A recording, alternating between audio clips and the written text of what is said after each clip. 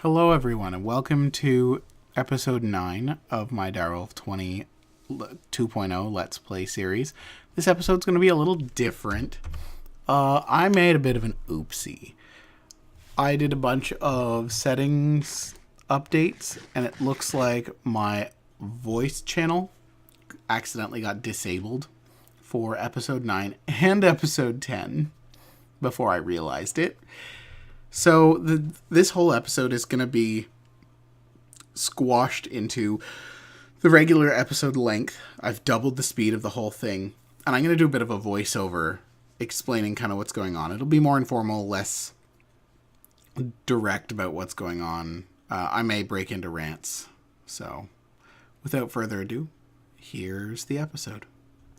Alright, so here we are in the double speed recording of my what should have been episode 9 and episode 10. We're just checking out.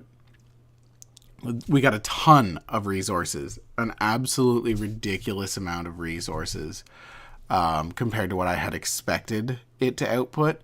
And that's only the tier 1. Like, we're eventually going to be upgrading it, but I do want to have kind of an automated system to deal with it first. First order of business was to create the crystal lens, which will allow us to get more of the crystals instead of other resources so that we can upgrade the environmental tech items. As this is going to be more of an informal episode, I'm probably going to be talking to you guys a little bit weird of an episode, not going to be my norm at all. But, you know, life gets crazy and we miss little things and mistakes happen. So that's the crystal lens. I checked it off the list there, as you can see. And now we're going to go and work on step 2. I hadn't realized it, but Dan had already set up a system with these things in our previous base before we moved, and it never got reset up. So I actually didn't need to set up all the processing. I could have just grabbed what we already had. But we had a ton of tiny dry rubber, and it turned out we actually needed a lot of it for the episode. So that's good. In the back here in a minute, you'll see I had actually pre-set up a lot of the area we needed to make these machines, or to make the actual farms. Because I didn't think that me placing down a bunch of fences and crafting fences was going to be super exciting. Instead, we're focusing on the machines. That, by the way, is a pop-up that allows me to check the server status. I don't know which mod adds it, but someone mentioned it recently in another video I was watching, and I was super excited about it because it lets me see the server tick rate without typing in the TPS command. It lets me see what entities are around. Here's the farms. This one was specifically for the sheep. And then I realized that these farms used to have a default 5x5 area. And there was actually like a -1 upgrade that would bring them down to a 1x1. But it seems that in the update to 1.12, they made them 1x1 by default, and you have to upgrade them. And then apparently the first upgrade is 5x5, and then the second one is 6. So it's a radius. So the first one is actually radius 3, and the second one's radius 4. So it took up my entire farm area. So there we go. It's got the right area now. And now I realize a few minutes from now that I'm actually going to have to craft one of these for every single machine, because I had planned out those areas specifically to support the default region of these machines. But you know, one thing about Minecraft, I feel like it's always nighttime.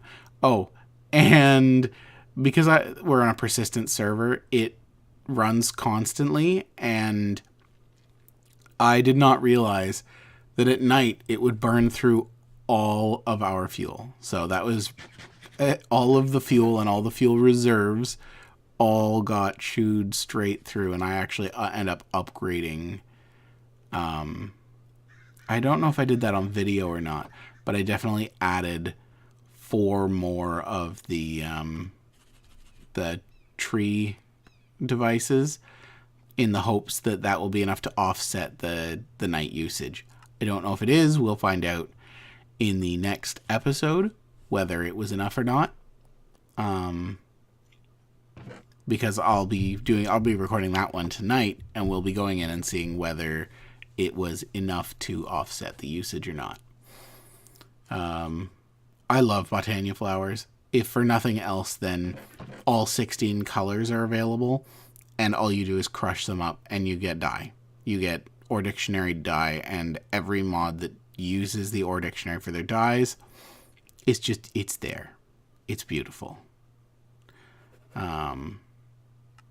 However, I had magenta, but not purple, so I had to make some vanilla dye for that. Both of these machines use purple. That is the animal feeder, and it breeds animals. You supply it with wheat, and it breeds animals. And then we'll be putting the other machines in. So the whole goal here was not just to get an animal farm running, but we wanted the slaughter one specifically because it's going to give us pink slime. And pink slime is a real thing, by the way. If you want to be a little grossed out by the food making process, go look up pink food slime. I don't recommend it personally. I have, and it's kind of, unless you're someone with a strong stomach or who isn't actually bothered by this kind of stuff like I am, then it will bother you. So don't do it. But if you're interested, you can go ahead. But we want pink slime because there is a machine called the Material Stonework Factory, and it is a godly machine. This machine can produce all sorts of things for us. Cobblestone, stone, stone bricks, sand, glass, gravel, silicon, which we need for the storage system. All sorts of things. But it's super slow. So I've had it running since you see me install it here later in the video. It's been running since then, so overnight. But of course, it's limited to the amount of mobs we spawn, so however much wheat I put in will decide how many mobs spawn, and then that turns into a very small amount of pink slime. So we burned through so much wood. We also get a tree farm set up in this episode because I could not believe just how much wood we burned through crafting some of this stuff. It was absolutely ridiculous. I think I needed somewhere like half a stack of fence gates to make these inverted mob filters, which are like a floor, by the way. You can make like a floor or a wall. So I saw someone else doing this, and it made me really happy. I thought it was really cool. So there they are. The white ones are the inverted ones, and these are baby filters. So the only thing they won't let through is babies. And that's the plan. So the cows will go in there, and then the babies will be transferred over here by that machine in the center, and then when they grow into adults, they'll fall down into here. And then they'll get slaughtered by the mob slaughter factory. I cannot say no animals were harmed in the making of this because, well, we make a factory. But there's the pink slime you see there in the pink bucket. But yeah, so I still cannot believe that I made 2 whole episodes where we have no audio. None. But lesson learned, I'll be double checking my settings from now on, and we're just going to move on. I mean, I could have reset the world, I had backup, so I could have reset the world and redone both of these recordings. By the way, that was 13 deaths that I have so far. Dan has 10. Yeah, I get distracted, and then creepers come up and blow me up. More than once. Yeah. Oh, well. And here I didn't realize that the mob slaughter factory is actually 3 tall. So I had to cut this area out again.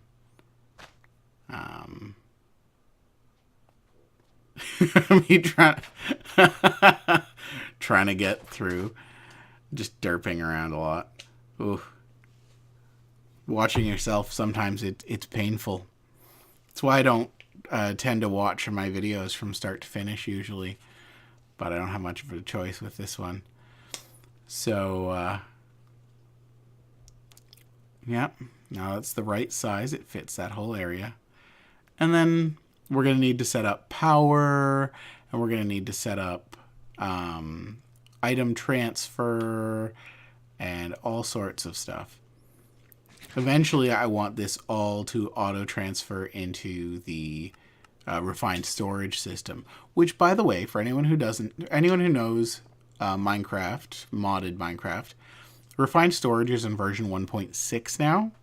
1.6 was a major code base rewrite, and not everything is working perfectly. I was watching Direwolf20 the other day. So here we go. Power cell from RF Tools. And I wired everything up off screen, so all the power is going to them.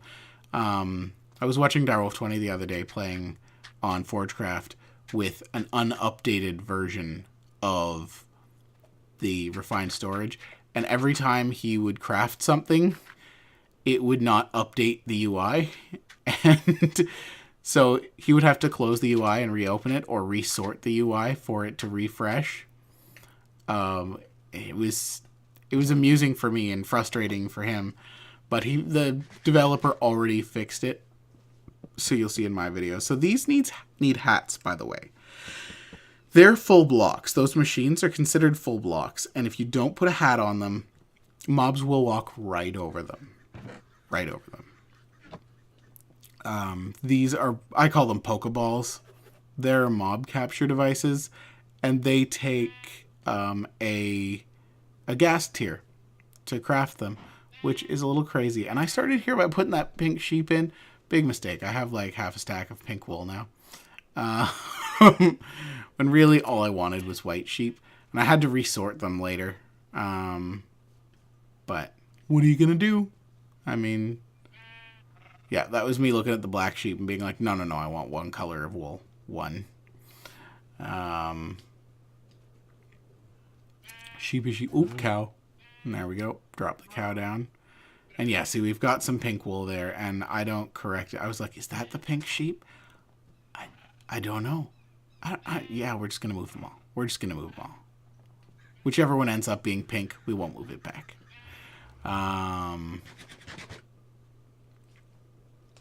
But yeah, so I love this mod, by the way. Up in the back there, you can see, and that's where we started off, right? When we first started the game in one of those lost cities. They're really cool. And if you set the mod on just Lost Cities mode, the entire world, Thaumcraft Dungeon, already explored by our buddy Dan, that Thaumcraft Dungeon is, the cities. So the entire world is cities, and they have some really cool interconnection.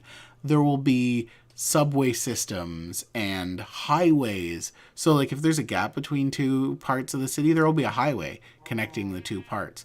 And there's a full subway system that spawns underground that connects the city together, and you can just use minecarts and ride the rails. It's really cool. So here we're just talking about there. So there's the pink slime and the regular meat juice. Meat juice. Funny enough, Dadcraft is doing a Let's Play right now of his One Man, One Mod series, which is where he plays a whole mod pack with just one core content mod. And he's doing Industrial Foregoing at this moment. And he talks about how much he loves meat juice. Meat juice is an incredibly good food source, and you can create a special kind of auto syringe, and you can fill it with meat juice, and just, you never eat again. Because anytime your hunger gets low, it automatically injects you with meat juice. And it is cool.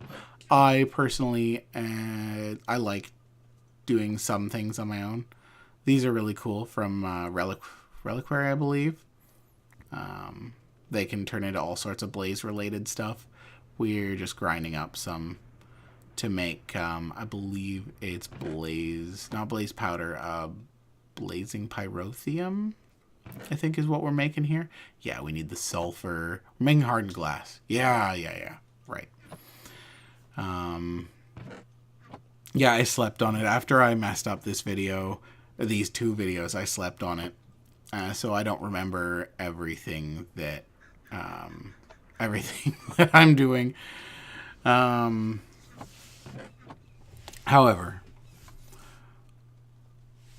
life is crazy, and for some crazier than others. I don't really talk about my personal life a whole lot because I think that people are here more to watch my videos about Minecraft. That's why I watch Minecraft videos. That's why I watch Dadcraft. That's why I watch Direwolf. That's why I watch Soap the Great, and many others. Of Mice of Men. I always mess that one up.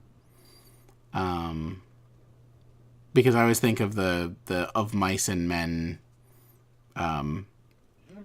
storybook when I think of his name. However, that being said, he has these awesome, he calls them bit by bit, where he takes one specific part of a mod and really focuses in on it and what it's capable of and how it can function. And I think that's really cool. I do want to get into mod spotlights myself.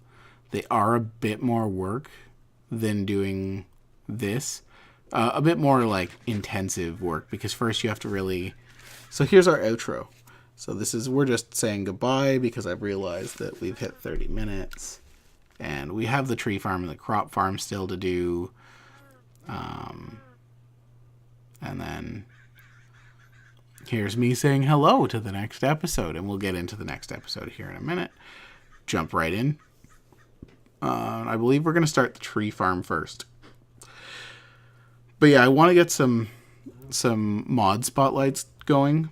But the problem is, to have a really good mod spotlight, you want to know everything you're going to talk about. So you want to know a mod through and through, and then create a script where you're going to talk about this part of the mod and then that part of the mod, and you're going to go through the recipes. Are you going to tell everyone the recipes up front, or are you going to tell them the recipes as you go along? It's quite a complex process to make a whole mod spotlight.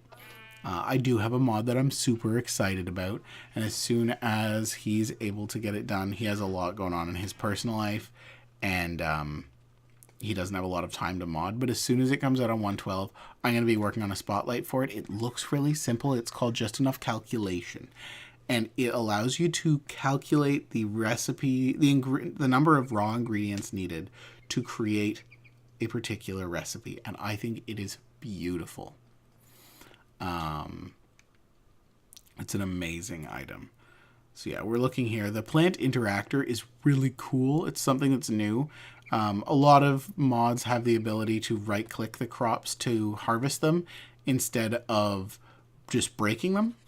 And the plant interactor will do that. Whereas the plant harvester will actually pick them up. But for now, we need a harvester because you can't right-click on trees. You don't right-click on trees and harvest them. And we're making a tree farm. Tree farm, tree farm. They also produce sludge. You'll see that I set up a trash bin, a liquid trash bin that we made when we were in the previous house in the city. To trash the sludge. You can also reuse the sludge in a sludge boiler. and it produces random...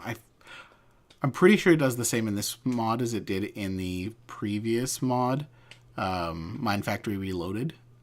And it produces random resource items like sand and gravel and soul sand and stuff like that. But for now, we're just trashing it because we don't want it to gum up the system, and we want to be able to have the tree farm running at maximum quality. What are we up to now? I'm not quite sure. Well, we're making clay. Clay, yes. We're making bricks, which we need for the plant. The plant flower pot, that's what's called. Because we need the planter. And now I'm like, oh, do I want a 5x5 or a 6x6 or a 7, or not 6x6, because it's always odd numbers, because it's even in each direction plus the center. So I'm like, do I want a 5x5 or a 7x7 or a 9x9? I'm like, oh, I don't know what size I want. Is this good enough? And then I actually blow it up by one more size. So we end up with a 9x9 tree farm. I'm trying to decide whether I want to use that tree farm as a form of continuous power generation by feeding the logs into a smelter, a powered smeltery, and then using that to to generate charcoal to power the base. Or if I want to go a different route. I haven't decided that yet. For now, we're still running off of the tree fluid and the solar panels. And hopefully in the next episode, I'll have enough of those purple crystals to make the tier 2 solar panels, to upgrade both solar panels to tier 2, because that would be absolutely beautiful. So there we go. Those are overlapping. Z fighting, which is where you see those lines flickering back and forth. That means that in the render, the Z or Z axis is... everyone calls it Z fighting. Even Canadians mostly call it Z fighting, even though it's the Z for us. It's just the term that's used. The render flickers on that axis because they're overlapping, and it doesn't know which one to draw. So it draws both of them back and forth. Man, I love Monk for the ability to break stone with my hand. I don't know. I want to get into more Monk. But sometimes I feel it's cheaty. There's Monk level 20 gives you flight. You can't be wearing armor. So you're armorless, other than the natural armor that you get. But it gives you flight. And I'm like, hey, why don't these have power? I'm like, wait a second. Oh, wait, it's here. I set up the item transfer, and I think that everything's set up. And I'm like, cool. I'm like, hey, why don't these have power? Oops. Now they're all set up. And I am chewing through more power now. So with the tree farm, so we'll probably actually still be, now that I'm thinking about it, we'll probably still be using more than we're producing at night. We'll be burning through stuff.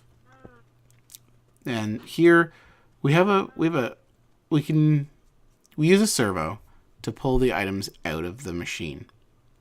However, to make sure that the saplings go into the harvester first, we could put filters on the planter first. We could put filters on 2 places. But instead of putting 2 filters on, I create something called I look here and I'm like, I can make a bunch of filters. I'm going to have to make a whole bunch of these. And then I remember, they added dense item ducts in.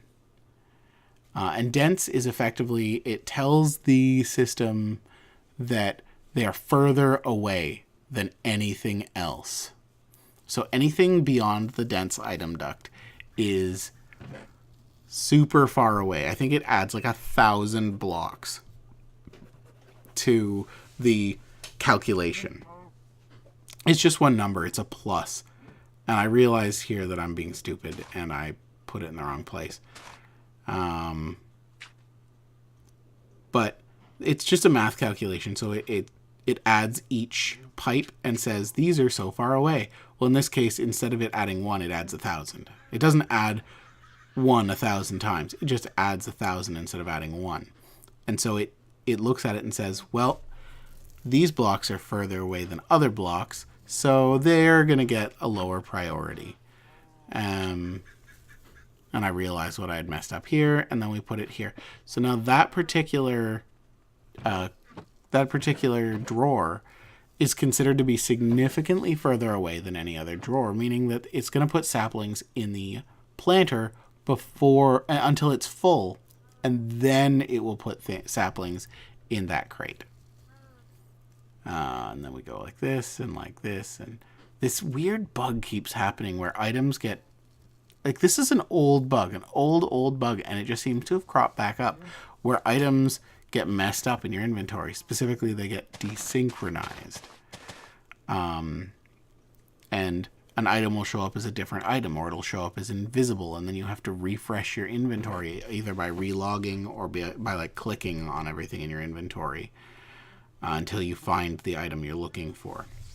So it's really annoying. And yeah, so it's going to harvest the trees and drop them in here. And I'm like, oh, is it doing it right? Is it doing it right? And then you'll see that they're planting instead of going in here. And I'm like, yes! So then we drop all of my saplings in there. And we're good to go. And it just builds them up as it goes along. And before long, you'll see that the entire thing is full of saplings. And if I want to expand that, I can. It means I'll have to move the tree planter away by a couple of blocks, but not a big deal. And Tesla Core Lib, for some reason, Industrial Foregoing uses upgrades from Tesla Core Lib. So to make them faster, if I decide that I need them to be running faster, so like if I make the tree farm a lot bigger and it can't keep up, I need to use Tesla Core Lib's speed upgrades. Now we're moving into refined storage. I love refined storage. I love AE, Applied Energistics, more for certain things, because it has certain... It was the original. Applied Energistics 1 was the first mass storage mod. Applied Energistics 2 is the sequel to it. And it has... Number 2 has channels. And channels are amazing. They're... here we go. We'll get back to that in a second. So the Material Stonework Factory takes that pink slime you saw there, which is why we have the cows. And how are we doing? 130 millibuckets of pink slime. Depressing. Anyways, so refined storage has native fluid handling, fluid crafting, fluid storage, everything. Applied Energistics 1 did not. Applied Energistics 2 did not. Applied Energistics 2's newest version will have storage. There was an add-on, extra cells, which kind of third-party added fluids in. They are basically merging that with Applied Energistics. So it will have storage ability to store and transfer fluids. But refined storage still has the ability to craft with fluids. So if you need like a bucket of water or a bucket of creosote. So for example, in immersive engineering, I can get a machine that I can pipe out the creosote from the machine into the refined storage system, and then give it a recipe that takes a bucket of creosote and 8 logs or 8 planks and makes 8 planks of treated wood. And I can just import the creosote into the system as liquid and then auto-craft the planks. And that is beautiful, because otherwise I have to be bucketing, bucket. And it's so frustrating. It's one of the things that's, I get it. It's a limiter. It's a purposely fully designed limiter for progression. You need to do this process, but I find it frustrating personally. So, how do these mods, Refined Storage and Applied Energistics, work? We'll get to that in a second. So the other thing the thing that Applied Energistics does that Refined Storage doesn't. Refined Storage is supposed to be simpler, and it is. It is much simpler. But me doing loops around the base because I can't pay attention to where I am.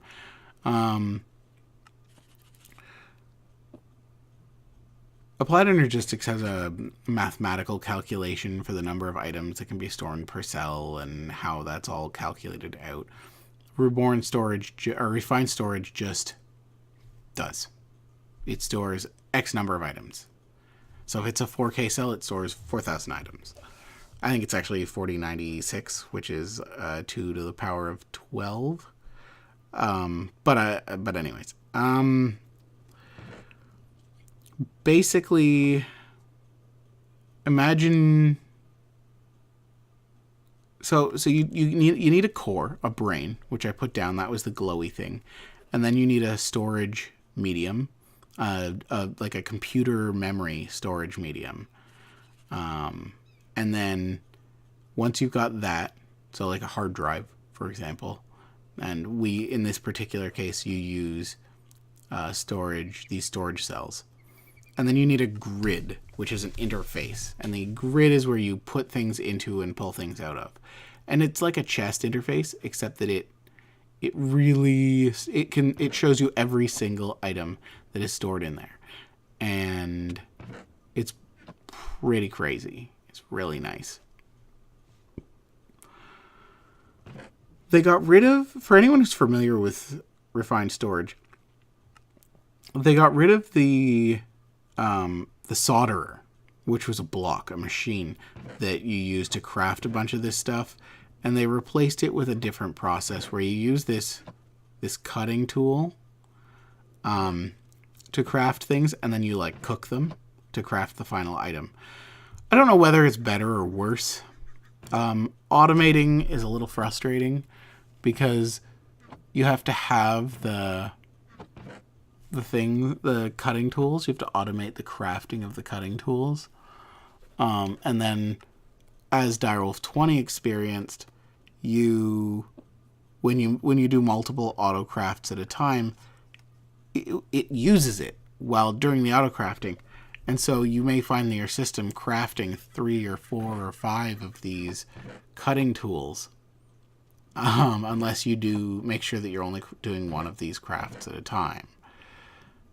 And I don't know if I like that. I don't know. I'm not used to it because Applied Energistics has a similar system to the old, like they based theirs off AE. Applied Energistics at first did not make it to the newer version. I don't remember when this was. This was several Minecraft versions ago. And so another developer produced a knockoff version of Applied Energistics called Refined Storage. And then as it evolved, it became very distinct in its look and in what he wanted it to support for features. And so then they're now kind of competing mods. They do the same thing. They're very similar, but they're different in certain ways. So, I mean, I don't know. Anyways, we're like, do we have enough pink slime? Come on, cows, grow. Grow. Where was I? So anyways, no matter which one you choose, they are strong. The mod is close to OP, overpowered. It replaces all of your chests. You can like attach chests to it, but like it replaces your chests. Storage drawers has some features which are not available anywhere else. And you will be seeing me set up some storage drawers with compression drawers, and or not compression, but I forget what they're called right now. But you can have drawers that you put like ingots into, and you can pull those ingots out as nuggets, ingots, or blocks. So if you have 9, you can pull it out as a block. And it's absolutely wonderful because you can set it up as a storage block, an external storage block in Refined Storage or Applied Energistics, and then you have access to them. So when you're crafting, you grab what you need. You don't have to grab a bunch of redstone and make a redstone block. You just grab a redstone block, and it pulls 9 redstone out and gives you a block instead. It's also really good at simple gating. So if you've got an automated process and it doesn't take too much power, it doesn't take too much server time like a tree farm. But you only want to store a limited amount at a time. You don't need... Yeah, here I'm like, oh, I put storage upgrades, not void upgrades. I'm going to have to get more obsidian. I'm a dum-dum. If you don't want to have like 10 bajillion oak wood sitting in your system, you use storage drawers, because all you do is you put a void upgrade on it, and then when the drawer fills up, it just deletes whatever's left, whatever additional you put in. Which is wonderful. It locks it at a certain amount, and if you feel like you want more than it stores, you just upgrade the storage drawer to a larger storage drawer. The max you can put in is like 5 of the, I think, emerald upgrades, and it ends up being some hundreds of thousands of items, more than you would ever care to actually store at a time. So,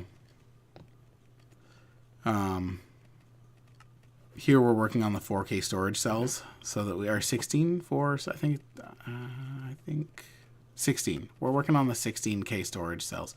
You'll find that if you can make them, going up to the next tier is always better in Refined Storage, because it's 3 4K storage cells, which is 12, to make a 16. 3 16s make a 64. So it's always better to upgrade them if you can. So 32K. In AE, that would be limited to 63 times 2 types of items, because it's 63 types of items per cell. And then a maximum number of items based on a division of 8. So the number of items divided by 8 is equal to 1 byte. It's a neat system. I think the gating is really cool. It's designed that way so that you have to think about your storage medium. How many cells do I need for the number of types of items? What am I going to do to store items that don't stack? And then when it comes to the channels, so Applied Energistics 2 has channels. You can only have 8 devices plugged in per cable line, and then 32 lines per dense cable line, which makes for this really interesting gameplay mechanic. Alright, so I got off on a little bit of a tangent there talking about Applied Energistics 2's channel system. Basically, all I'll say is it leads to an interesting game mechanic where you have to work around the channels and find some interesting solutions to doing stuff sometimes, because you're limited to 8 channels. 32 on the big cables, 8 on the normal cable. But thank you all for watching, anyone who actually stuck around for the whole thing. This is Kindar Conrath. We'll see you in the episode 10. And, oh, hello tree. And, playing Direwolf20's version 2.0 with extras in Minecraft 1.12 too. Take care now. Bye-bye.